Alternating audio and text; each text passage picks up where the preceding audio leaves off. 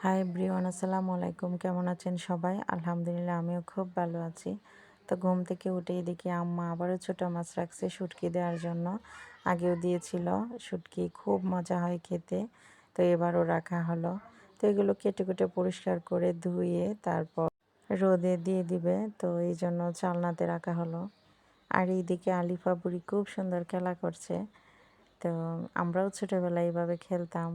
ভালো লাগে ওর এইসব খেলাধুলা দেখে, একদম ছোটোবেলার কথা মনে পড়ে যায়। তো তারপর দিকে আম্মা দুপুরে রান্না শেষ করলো। আর আজকে দুপুরে ছিল গরুর মাংস বোনা।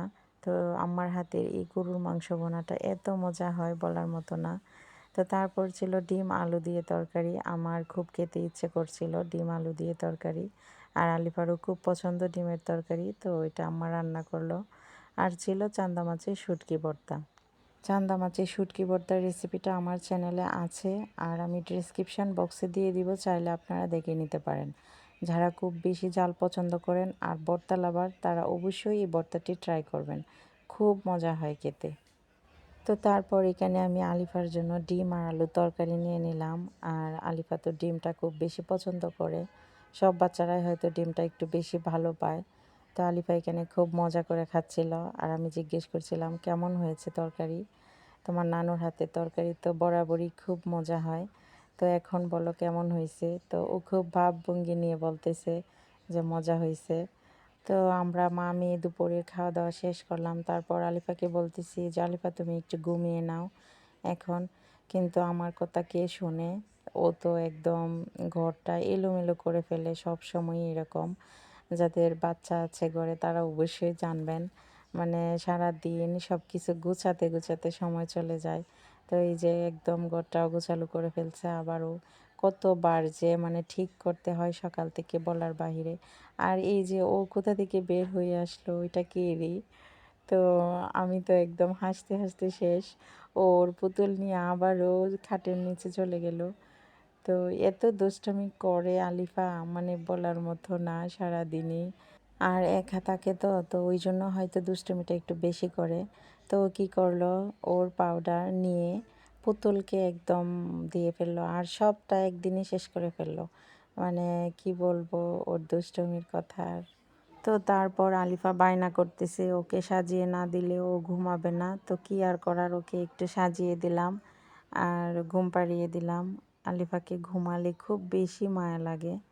এত আদরের সন্তান কি করে বাবা মাকে কষ্ট দেয় বুঝি না।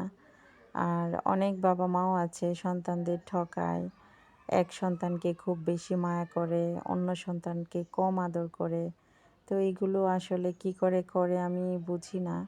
আমারও বাবা মা আছে আলহামদুলিল্লাহ, আমরা 4 বোনকে সমানভাবে মায়া করে। তো যাই হোক, যত্নে থাকুক সব মায়ের সন্তান। তো তারপর আলিফা ঘুম থেকে বিকেলবেলায় উঠলো, আর ওকে নিয়ে একটু হাঁটতে বের হলাম।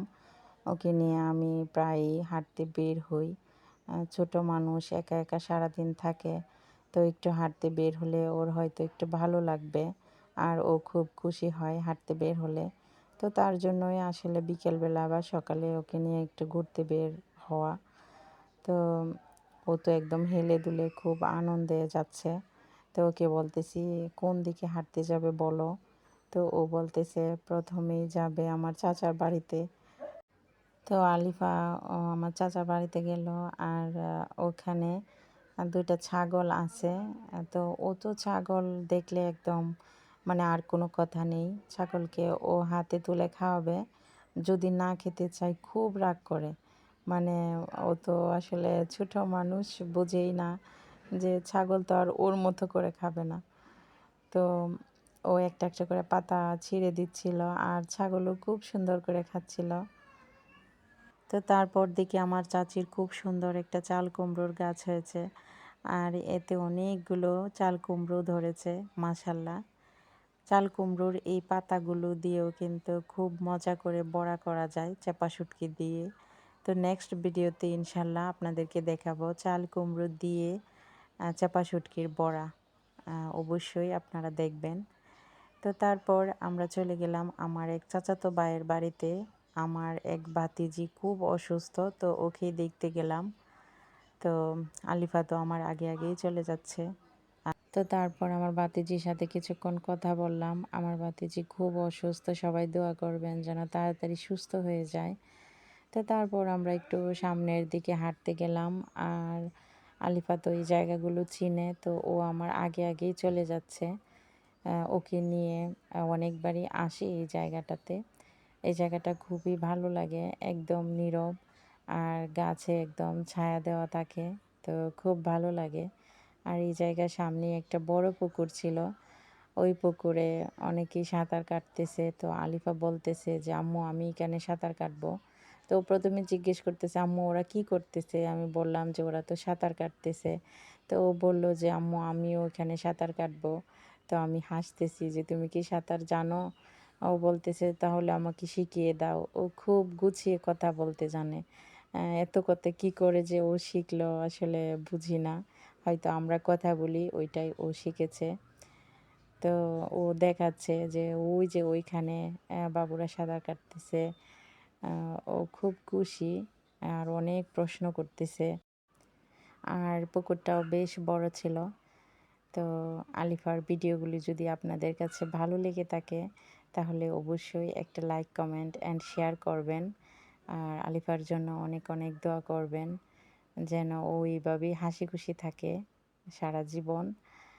আর ও যেন খুব ভালো মনের মানুষ হয়, কারণ ভালো মনের মানুষের খুবই অভাব এই পৃথিবীতে। তো যাই হোক, আমরা কিছুক্ষণ থেকে তারপর বাড়িতে চলে আসলাম।